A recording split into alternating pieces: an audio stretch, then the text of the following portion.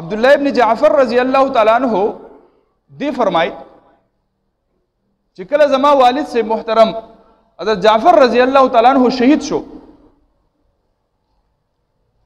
نبی علیہ الصلوۃ والسلام وہ فرمایل خپل ملګرو صحابو ته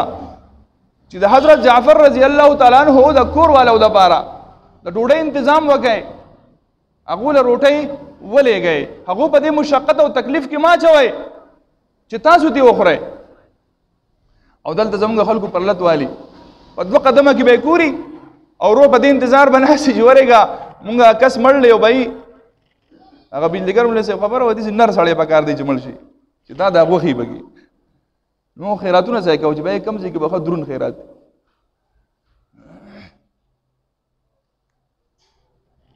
وی هر سړی خپې وغځای که نه بجلیګر مولوي صاحب فرمایي الله دې قبر د نور نه ډک کړي، غیرتي سړی و. وی دا عام تشپاڼې چې مړ شي که نه جو بھائی هغه وریجې مورجې مزداري نه وي، جو خلک هغه غله خوري خو په ښه زړه باندې دوا نه کوي. بس الله دې وبخي او چې کوم ماشاءالله دا غوښې به کې ماشاءالله داسې اکرامه چې دا غوښې به کې ماشاءالله ښه زبردست دي که نه یو یار الله دې وبخي او ماشاءالله ډېر ښه سړی و ډېر برکتي سړی. دا ځینې خبرې نه کول پکار. اوس سړی مړ دی که نه سړی مړ دی که نه دعا ورته کوه چې الله تعالی مغفرت نصیب کړي. دا کس ګوري چې یاره بھائی د دې طرفه ماته څه فایده شته که نه غوړ مړی دی که نه داسې سپور مړی دی چې پوهې چې یاره دغه طرفه څه څیز شته میلاویږي جو روح په دواګانو باندې بیا پرېږدي نه تر څو پورې بخلی نه وي په الله که نه. دا مولیان هم دا چل کوي ګورې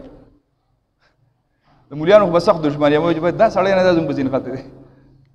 حق خبره به کوو که ملا پې خفه کېږي شل وري دې خفه شي الله رانه خفه نه شي د الله رسول رانه خفه نه شي. مولا نه دی مولا دی هم ګوري چې یاره او د دې موږ تجربه کړې ځکه درته یم ګراسې درته نه یم چې مړي ته وګوري چې بھائی په دې مړه کې څه شته،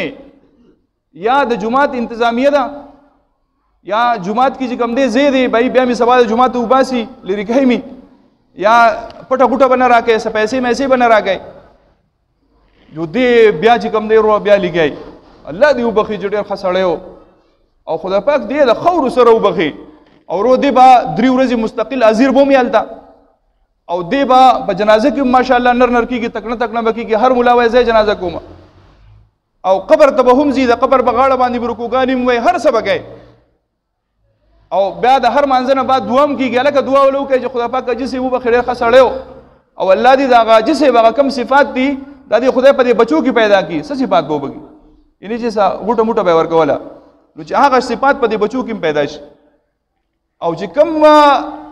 مړی پوه شي چې بھائی دا مړی داسې دی چې د روح څوک نشته یو بس وایي خدای پاک دې وبخي الله دې وبخي ښه سړی و خو یاره زما سره خو ټیم نشته خبرې زما سره خو ټیم نشته هغه بل ځای ته به هم تله غواړي او یاره زه څه وزګار خو نه یم چې 3 ورځې بس تاسو سره ناست یم بس یو ټیم درلمه مستحب طریقه ده. نو دا کم از کم دا فرق نه دی کول پکار.